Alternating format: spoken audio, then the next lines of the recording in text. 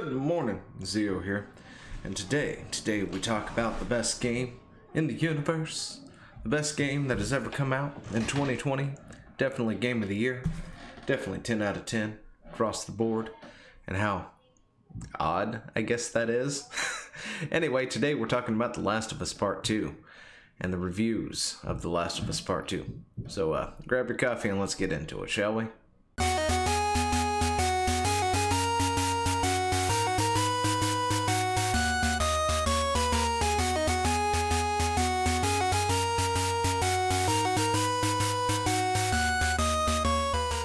So when we first left The Last of Us Part 2, we were sitting here, or kind of here. Anyway, the game had leaks, lots of leaks, a ton of leaks. A lot of people hated it. A lot of people talked about it.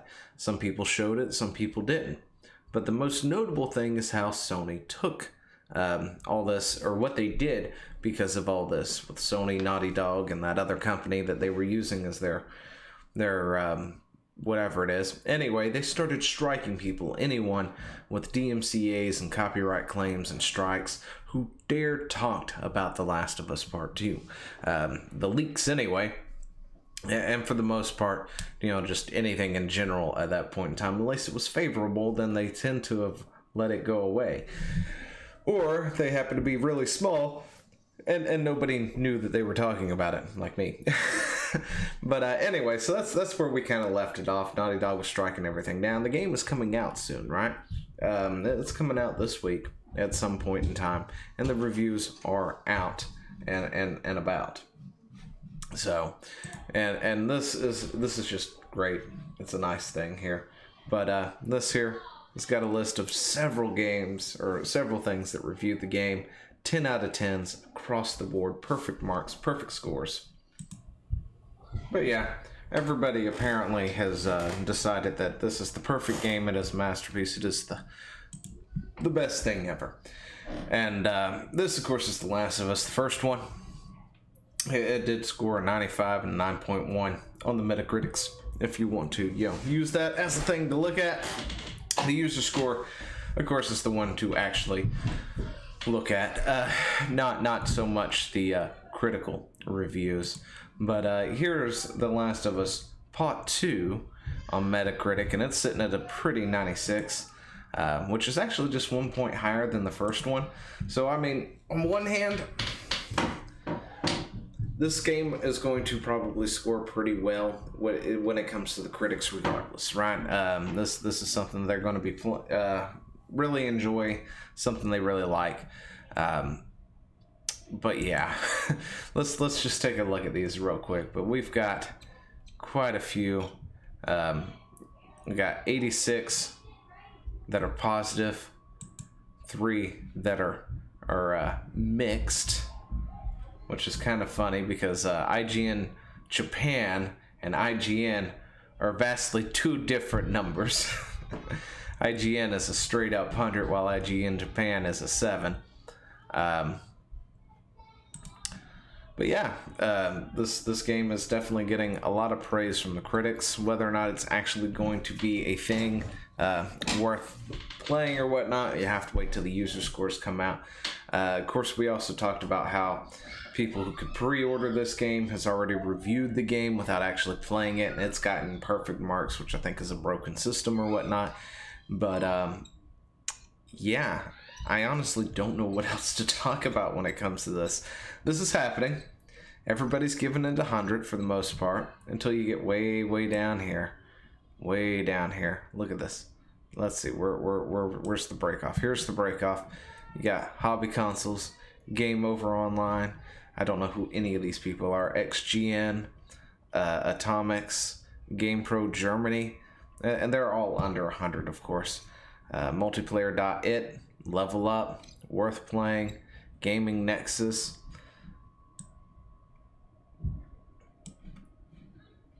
GameSpot. Oh wait, these are only just the positives. My bad.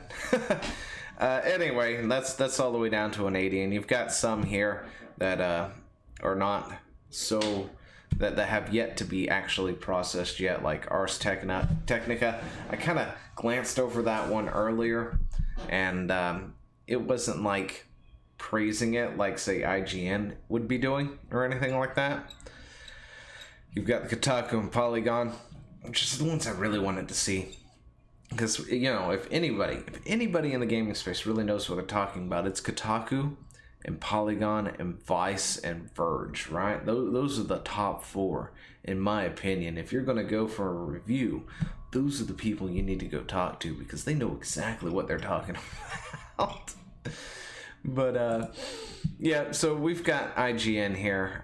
This is IGN's site. This is a straight-up masterpiece. The Last of Us Part 2 is a masterpiece that evolves the gameplay, cinematic storytelling, and rich world design of the original in nearly every way.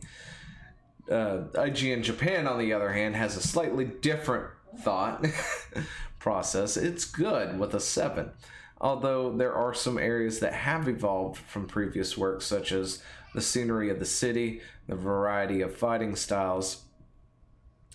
But yeah, declined by eliminating the road movie-like brushstrokes. Each of the new characters have become hindrances to the story, and the storyline developed by Ellie as the main character is far from the work of the previous work. Yep. So apparently the story's not so great, according to Japan, which is fine. But I do like this. A map with beautiful scenery puzzles are in harmony, poetic tempo cutscenes, frontal combat, stealth range, and one answer to violence, or one answer to violence. Okay, that I don't get it.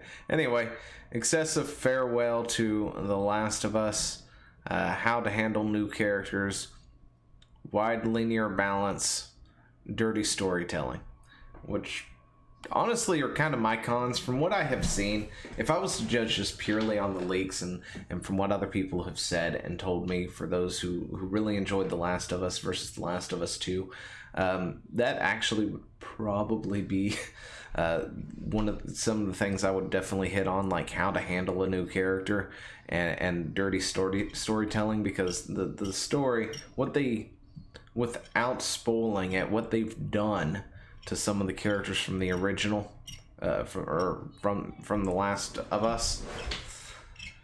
Ooh, that's really bad. I mean, I got it from a storytelling thing. You know, when it comes to twists and turns and things like that, I've got that. I understand. But, you know, you're coming back for those characters to have them done as dirty as they are. Anyway, they could have also changed that. I don't know in the new one. That's just based on the leaks, when the leaks were out there and doing their thing. But yeah, the game has gotten critical acclaim across the entire board, because of course it is. You know, it's almost as if a lot of these companies are bought and paid for, in a way. And no. I know I just said bought and paid for. No, I'm not talking about somebody handed IGN or the reviewer at The Guardian or Games Radar or anything like that a bag of cash to give this game a great review. Has that ever happened before? Possibly. I mean, heck, you can think back that several people in the past have been fired or whatever for giving bad reviews. You've got several people, if you actually go digging up the review community when it comes to publications like these and stuff, you'll see that there have been people who have been fired because they gave games their honest review. And, you know, you've also had other things out there where certain people who we won't name apparently maybe gave over some other you know, favors for good press, or, you know, for dropping the name of their game into certain articles or something. Oh god, sorry, apparently I've got a cough or something coming on. Anyway, but yeah, you know, you've got people who have done things scrupulous, anyway, some unsavory things to get good reviews, get favorable press, that sort of thing. It's happened in the past. And of course, in order to gain review copies and stuff, you kind of have to give these games a good review, which is why, in my opinion, reviews are not worth it. If you're going to actually use a review of any kind, on a game, it's going to probably be the user review score, because users are more likely going to give you the real scoop, the real deal on what's going on. And of course, using things like YouTube and BitChute to look at somebody playing the game, which is usually what I do for the most part when there's something that I'm interested in but know nothing about, to see if I'm going to actually enjoy it. Because, I've been burnt in the past where I've picked up a game and it says, so-and-so 10 out of 10, game of the year, blah, blah, blah, all that stuff on the back or front of the cover or whatnot, promoting itself. Get it home, plug it in, and start playing it to find out that this game totally blows. But we'll see. This game's launching. We'll see how the user score goes, and we'll come back and see how that works. See where that leads as well. But yeah, The Last of Us Part 2. If you are, one of the people who can't wait to play it, good on you. Enjoy it. And let me know how it is, like an honest opinion. Seriously, I want to know what people's honest opinions on this game is. Is it good? Is it bad? Did they really mess up? Were the leaks accurate? Yeah, so unless this thing goes on sale, I'm probably not going to play it myself. Heck, I haven't even played the first one. No, wait, I have played the first one.